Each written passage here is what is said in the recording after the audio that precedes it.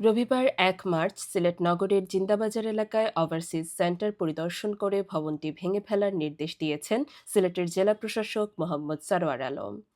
দীর্ঘদিন ধরে ঝুঁকিপূর্ণ হিসেবে চিহ্নিত এই ভবনটি ঘুরে দেখেন তিনি। সংশ্লিষ্ট দোকান মালিক ও বিভিন্ন প্রতিষ্ঠানের প্রতিনিধিদের দ্রুত তাদের পণ্য ও সরঞ্জাম সরিয়ে নেয়ার আহ্বান জানান।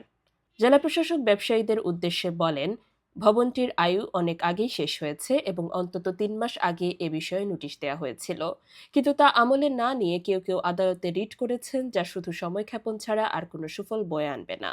তিনি স্পষ্ট করে জানান, পবিত্র রমজান শেষে এবং ঈদের পরপরই ভবনটি ভাঙার কাজ শুরু হবে।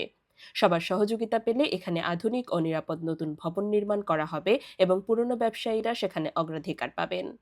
তিনি আরও বলেন, বর্তমান সময়ে সিলেটের একজন ব্যক্তি প্রবাসী কল্যাণ মন্ত্রী হিসেবে দায়িত্ব পালন করছেন। ফলে এখনই উদ্যোগ নিলে নতুন ভবন বাস্তবায়ন সহজ হবে এবং এর সুফল ভোগ করবে পুরো সিলেটবাসী। উল্লেখ্য, এর আগেও ফেব্রুয়ারির মধ্যে ভবনটি খালি করার নির্দেশ দেওয়া হয়েছিল। অন্যদিকে সিসিকের তালিকাভুক্ত অতি ঝুঁকিপূর্ণ ভবনের মধ্যে রয়েছে কালেক্টরেট ভবন ৩, সমবায় ব্যাংক ভবন market, Surma market, city super market, Ajmer hotel, Madhuban market, Mannan view, পৌর বিপণী ও শপিং সেন্টার সহ মোট ২৩টি ভবন। জননিরাপত্তার স্বার্থে এসব ভবনের বিষয়ে দ্রুত পদক্ষেপ নেয়ার দাবি জোরালো হচ্ছে।